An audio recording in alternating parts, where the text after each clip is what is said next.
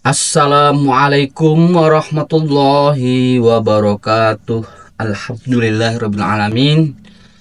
Wassalatu wassalamu ala rasulillah wa ala alihi ashabihi wa man tabi'ahum bi ihsanin ila yaumiddin. Segala puji bagi Allah, Tuhan semesta alam yang telah menciptakan kita dari diri yang satu, yaitu Adam. Sebagai seorang manusia, tentunya kita akan berpikir karena hakikat seorang manusia itu diberi akal oleh Allah, diberi ilmu oleh Allah. Karena manusia-manusia yang Allah ciptakan ini, mereka punya hak untuk diberikannya sebuah keilmuan, sebuah berita, sebuah informasi yang datangnya dari Sang Pencipta. Berbicara tentang keadaan agama dari masa ke masa, jika kita membaca silih berganti antara hak yang batil itu selalu akan berperang. Khususnya yaitu adalah perang pemikiran yang sering disebut dengan Bauz Fikr, perang pemikiran. Perjalanan perkembangan Islam hingga saat ini terus dihadapi oleh tantangan-tantangan, baik tantangan yang sifatnya secara eksternal maupun internal. Berkaitan tentang masalah-masalah internal di dalam Islam, Nabi Muhammad SAW telah merasakan, telah bertemu dengan orang-orang yang selalu membuat permasalahan di kalangan umat Islam di zaman beliau Sallallahu Alaihi Wasallam, yaitu para komplotan kaum munafik, kaum yang sangat cerdas dalam memanipulasi sebuah kebenaran, kaum yang mengerti, melihat kehebatan Rasulullah Sallallahu Alaihi Wasallam, kehebatan mukjizat Rasulullah Sallallahu Alaihi Wasallam, mengetahui peperangan-peperangan Rasulullah SAW. Tapi dengan pengetahuan dan kecerdasannya itu dalam berbicara, dalam memutarbalikkan kata-kata, telah Allah vonis di dalam Al-Quran, mereka adalah orang-orang yang celaka. Karena kecerdasan mereka dalam berkata-kata, dalam berhujah dengan akal-akalnya, tanpa diiringi dengan hati yang bersih, yaitu hati yang benar-benar beriman kepada Allah dan Rasul-Nya. Peristiwa demi peristiwa terjadi hingga saat ini. Pergolakan pemikiran dalam Islam terus saling berlomba-lomba untuk menjadi yang pertama, menjadi yang nomor satu, untuk menjadi seolah-olah mereka yang benar-benar memegang prinsip kebenaran melalui akal-akal mereka yang selalu ingin menghancurkan orang-orang yang benar-benar ingin berpegang dengan prinsip-prinsip kewahyuan, yaitu sesuatu yang bersumber dari Al-Quran dan Sunnah Rasulullah Sallallahu Alaihi Wasallam. Dalam video ini saya akan membacakan sebuah artikel, di mana artikel ini ditulis oleh orang yang risau terhadap rumahnya, terhadap ormasnya sendiri, yang beliau ini adalah salah satu contoh orang yang kritis terhadap serangan dari luar. Begitu juga beliau ini adalah seorang yang kritis di dalam internalnya sendiri, berkaitan tentang warganya, teman-temannya di dalam tubuh rumahnya, yang mereka ini semua masuk ke dalam rumahnya, yaitu rumahnya yang disebut dengan Muhammadiyah. Beliau telah meneliti, menelusuri, membaca semua warga Muhammadiyah, asal-usulnya, beragam bentuk, sebab-sebab mereka masuk dan bergabung di dalam Muhammadiyah. Jika kita lihat, jika kita pahami, saya bukan warga Muhammadiyah, tapi saya sedikit tahu tentang keadaan keorganisasian Muhammadiyah. Muhammadiyah ini adalah sebuah organisasi, badan organisasi yang menjadi rumah terbuka untuk semua kalangan.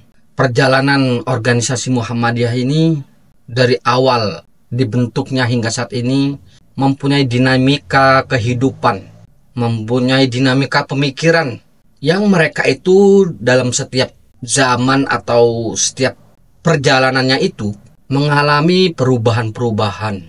Terkadang yang paling mendominasi adalah Wahabiyah, terkadang Asy'ariyah, terkadang liberalisme di tubuh Muhammadiyah. Di dalam tubuh Muhammadiyah ini, jika kita telusuri lebih mendalam, mereka itu ada istilah-istilah varian ya. Mereka itu ada istilah-istilah varian. Itu sudah dimaklumi, sudah diketahui semua warganya. Di sana ada yang Muhammadiyah rasa NU, ada Muhammadiyah rasa Salafi yang disingkat Musa atau yang disingkat Munu, ada yang disingkat Muli, Muhammadiyah rasa liberal, ada yang disingkat Musyi, Muhammadiyah rasa Syiah, dan lain sebagainya.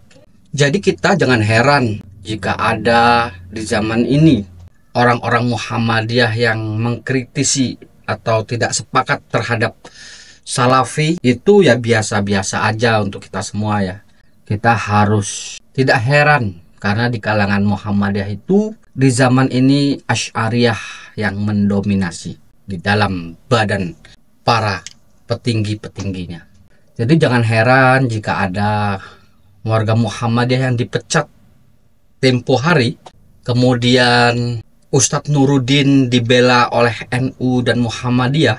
Itu kita jangan heran ya.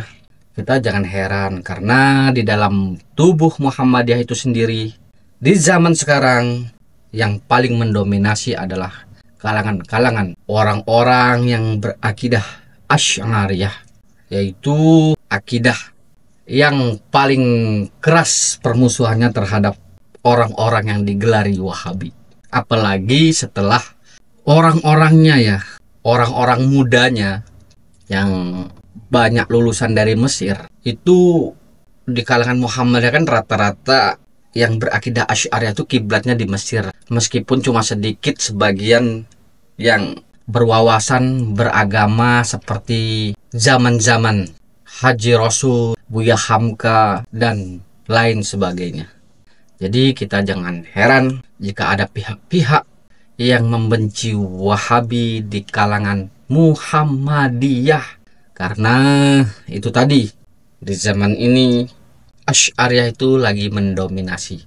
Meskipun terkadang mereka tidak menyebutkan secara jelas, terkadang mereka menggunakan dengan kalimat-kalimat Atsariyah, pengikut Atsar. Sebenarnya yang digunakan tetap metode tafwid, Atsariyah, tafwid.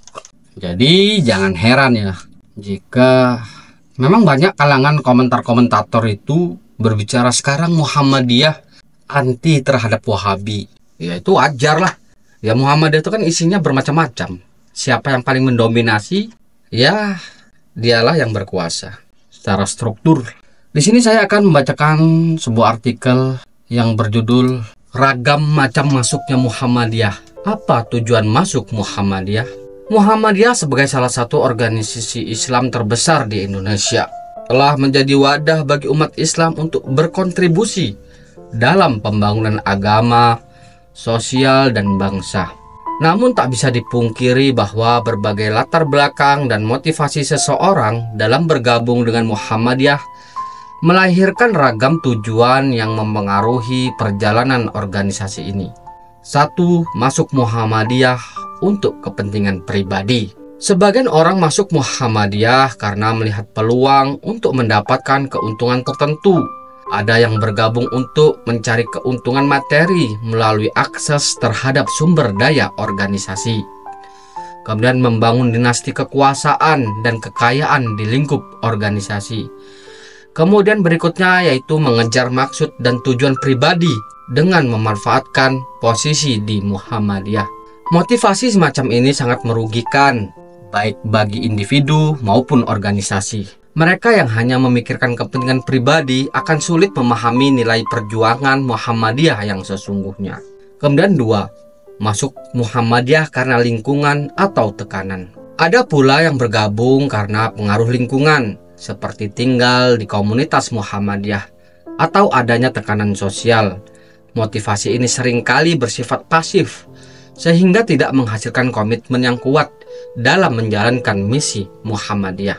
Ketiga adalah masuk Muhammadiyah dengan taklid buta. Sebagian orang bergabung tanpa pemahaman yang mendalam tentang manhaj Muhammadiyah. Mereka hanya mengikuti tradisi keluarga atau teman tanpa mengetahui nilai-nilai yang diperjuangkan Muhammadiyah. Taklid buta ini dapat menyebabkan miskomunikasi dalam pengamalan ajaran Islam. Keempat, masuk Muhammadiyah dengan kesadaran penuh. Motivasi terbaik untuk bergabung dengan Muhammadiyah adalah kesadaran untuk mengamalkan Islam yang benar sesuai dengan Al-Quran dan Sunnah.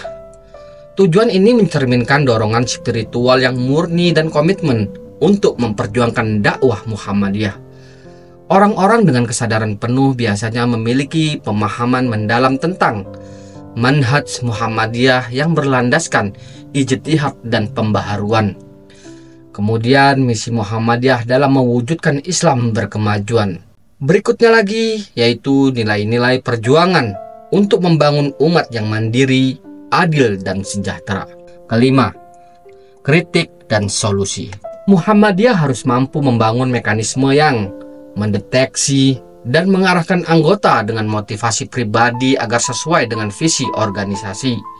Kemudian menyosialisasikan nilai dan manhaj Muhammadiyah agar anggota memahami tujuan sebenarnya. Kemudian menguatkan pendidikan ideologis untuk mencegah taklid buta. Dari semua paparan di atas, ada sebuah kesimpulan adalah tujuan bergabung dengan Muhammadiyah seharusnya berlandasan keikhlasan untuk mengamalkan Islam yang benar dan memperjuangkan misi organisasi. Muhammadiyah bukan tempat untuk mencari keuntungan pribadi, tetapi ruang untuk berkhidmat kepada umat dan bangsa. Mari kita introspeksi, apakah motivasi kita sudah selaras dengan nilai-nilai Muhammadiyah? Karena hanya dengan niat yang murni, kita dapat membangun Muhammadiyah yang lebih kokoh dan berdaya guna. Demikianlah sekelumit artikel yang ditulis untuk kritik internal terhadap Muhammadiyah yang ditulis oleh warga Muhammadiyah. Bagaimana poin-poin beragam macam orang-orang yang bergabung di dalam Muhammadiyah telah dianalisis oleh beliau, telah ditulis karakter-karakter mereka di dalam kritik-kritik beliau sebagai warga Muhammadiyah. Semoga ini bermanfaat. Subhanakallahumma bihamdika asyhadu alla ilaha illa anta astaghfiruka wa atubu ilaik. Assalamualaikum warahmatullahi wabarakatuh.